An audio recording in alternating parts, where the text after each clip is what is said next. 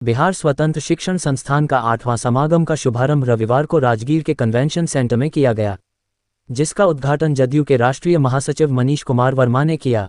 इस दौरान पूरे बिहार से आए निजी शिक्षण संस्थानों के हजारों शिक्षकों ने निजी विद्यालयों की समस्याओं को पटल पर रखा एवं सभी ने पुरजोर तरीके से निजी शिक्षण संस्थानों के आयोग की मांग की गई।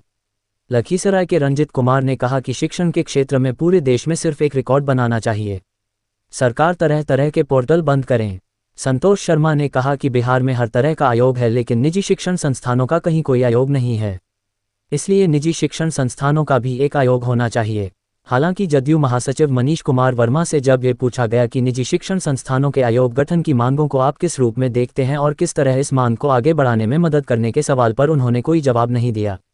निजी शिक्षण संस्थानों के शिक्षकों को नसीहत देते हुए कहा कि शिक्षा के क्षेत्र में बच्चों को तोता की तरह ना बनाएं, बल्कि एक चिंतनशील, मूल्यवान, सामर्थ्यवान व्यक्ति बनाएं ताकि वह देश को और आगे बुलंदियों की ओर आगे ले जाए। शिक्षा की गुणवत्ता को बरकरार रखना हम सभी का दायित्व है।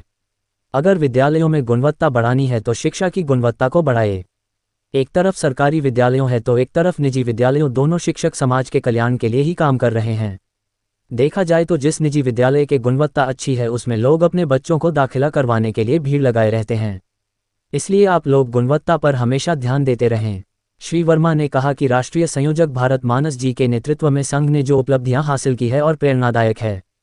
आज जब शिक्षा केवल ज्ञान नहीं बल्कि समृद्धि का साधन बन रही है, यह आवश्यक है कि निजी और सरकारी क्षेत्र मिलकर इस दिशा में काम करें।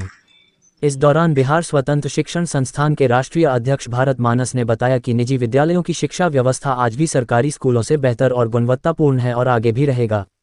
निजी शिक्षण संस्थानों के आयोग गठन के लिए वर्षों से प्रयासरत हैं। आइए देखें आखिर क्या कुछ कहा BSSS के राष्ट्रीय अध्यक्ष भारत मानस ने।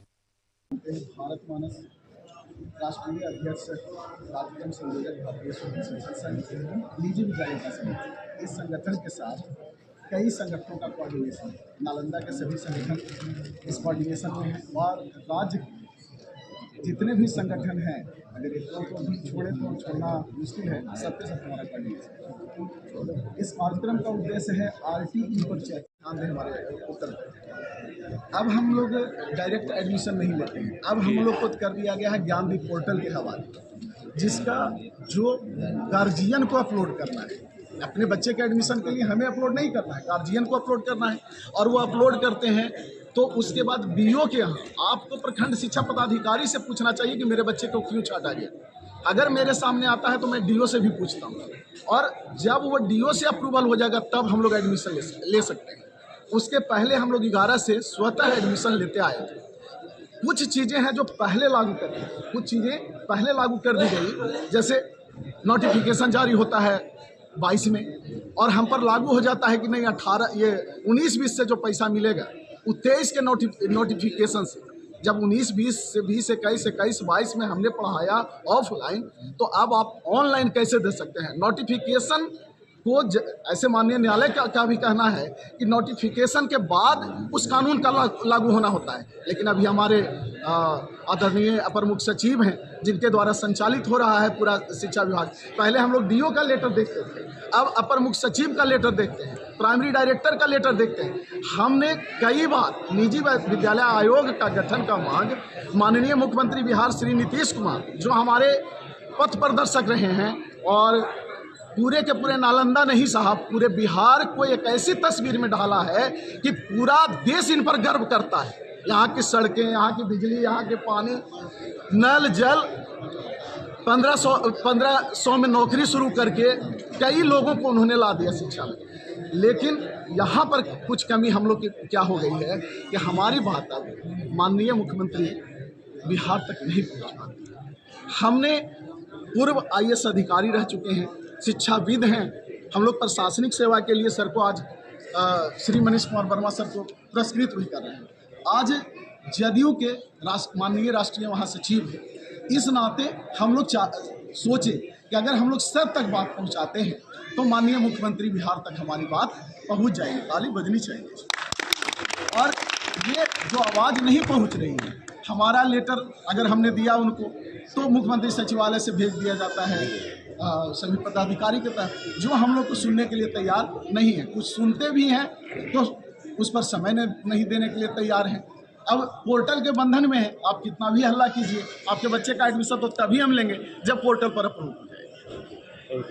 प्रतिपूर्ति राशि का जो सवाल अभी हमारे प्रदेश अध्यक्ष ने उठाया, ये कोई मैटर नहीं है साहब। आपने पहले ऑफलाइन पढ़ाने का, आपने कहा कि निजी विद्यालय ही इसके लिए निजी विद्यालय का दायित्व है। अब आप कैसे उसमें जा रहे हैं? आप 5 वर्ष पीछे से जांच कर रहे हैं, तो जांच तो अंतहीन हो गया है। अब डीएम साहब को बना दिया गया है उसका अध्यक्ष, जबकि आरटी कहता है कि डीओ अध्यक्ष होंगे, एसए से डीपीओ सचिव होंगे। अब इसको ला दिया गया है कि डीएम साहब अध्यक्ष हो जाएंगे और एसए से डीपीओ है जो सचिव हो जाएगा और विशेष सदस्य के रूप में डीओ रहेंगे। तो ऐसी स्थिति में अब निजी विद्यालय का सर 19-20 से अभी तक जाँचें चल रहा है, जांच पर जांच। कभी वो आ जाते हैं, प्राइमरी डायरेक्टर बदल जाते हैं, मिथिलेश मिश्र सर थे, अब पंकज बाबू आ गए हैं, उसके पहले और कई प्राइमरी डायरेक्टर बने, तो हम लोग बने। कितने जिले लोग आज कार्यक्रम में? हमने बुलाया है अन्य जिलों से प्रतिनिधियों को, फिर भी गया से जो यहाँ उपस्थिति है 45 लोग। हमारे सम्मानित जिलाध्यक्ष वीरराज सर मेहरवार सर सचिव हैं, फिर आपके अभी अभिषेक जी आए हुए हैं, निजी विद्यालय संघर्ष समिति जहानाबाद से हैं, कई दिनेश चंद्र द्विवेदी हैं सीतामढ़ी से, सुदूर इलाका की बात कर रहे हैं। और हमारे सम्मानित जिलाध्यक्ष सुपौल श्री कृष्ण कुमार झा सर आए हुए हैं, पटना से राजेश बाबू आए हुए हैं, हमारे संयोजक हैं संतोष बाबू प्रदेश संयोजक, हमारे श्री भूषण शर्मा सर ने अपना बात रखा, निजी विद्यालय की समस्या है।